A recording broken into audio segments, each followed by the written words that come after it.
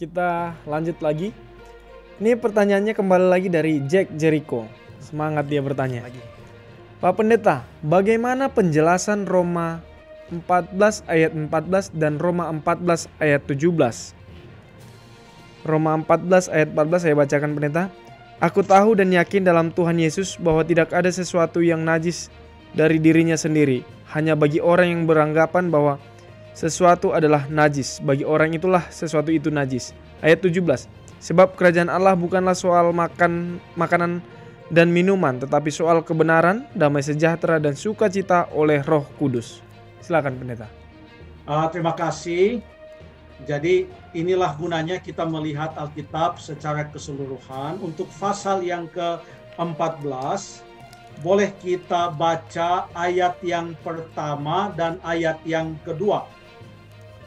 Terimalah orang yang lemah imannya tanpa mempercakapkan pendapatnya.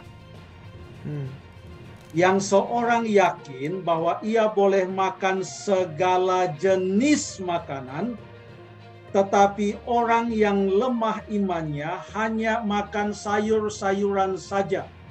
Jadi seluruh pasal ini sejauh itu bicara tentang makanan, bukan membedakan antara binatang yang haram dan binatang yang halal, tapi yang dibicarakan di sini adalah antara makan daging dengan makan sayur saja.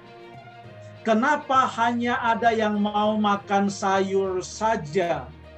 Karena daging di zaman itu adalah digunakan juga untuk persembahan kepada berhala. Kasus yang sama seperti di 1 Korintus 8 dan 1 Korintus 11.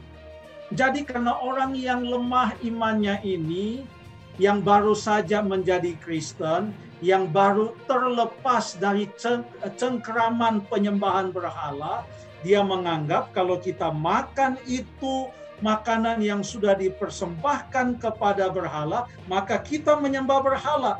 Padahal yang punya iman kuat, tidak ada itu berhala, saya makan saja. Paulus tidak mau supaya mereka mempersoalkan tentang hal-hal tersebut. Karena Paulus mau kalau diskusilah tentang kebenaran firman Tuhan, bukan yang mengenai persembahan berhala dan hanya yang makan sayur saja. Lalu perhatikan pasal 14 ayat yang kedua mengatakan, yang seorang yakin bahwa ia boleh makan segala jenis makanan. Saya akan ulangi nanti itu. Sementara orang yang lemah imannya hanya makan sayur-sayuran saja supaya dia jangan sampai makan daging karena dia tidak pasti bebas dari persembahan berhala atau tidak.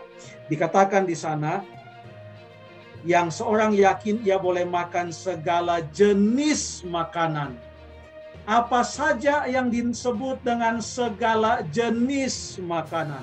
Alkitab sangat jelas bahwa jenis makanan itu ditentukan oleh Allah.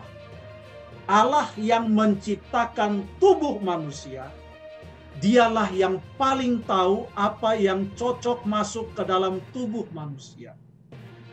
Orang atau produsen yang mengeluarkan sebuah produk mobil, dia yang tahu olinya harus jenis apa, lalu bahan bakarnya harus jenis apa, minyak remnya harus jenis apa, dan lain.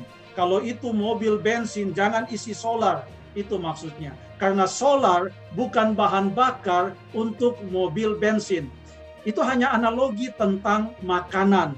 Karena Alkitab menjelaskan segala jenis makanan Tuhan yang tentukan. Yang pertama, dalam Kejadian 1 ayat yang ke-29 dengan jelas Tuhan berkata, lihatlah aku memberikan kepadamu segala tumbuh-tumbuhan yang berbiji di seluruh bumi dan segala pohon-pohon yang buahnya berbiji. Itulah yang akan menjadi makananmu. Tuhan yang bilang itu yang jadi makanan. Setelah jatuh dalam dosa, pasal 3 ayat yang ke-18, semak duri dan rumput duri akan dihasilkan bagimu, dan tumbuh-tumbuhan di padang akan menjadi makananmu. Apa yang dimaksudkan dengan tumbuh-tumbuhan di padang? Kejadian 9 ayat yang ketiga, ditambah lagi satu makanan, segala yang bergerak, yang hidup menjadi makananmu, aku telah memberikan semuanya kepadamu seperti tumbuh-tumbuhan hijau atau sayur-sayuran. Ditambah juga dengan daging binatang. Daging binatang mana? Dalam Kejadian pasal yang ke-7 jelas, yang halal saja yang dimakan. Mengapa? Karena menurut Imamat 11, binatang yang haram itu bukan makanan. Binatang yang halal itu, itulah makanan.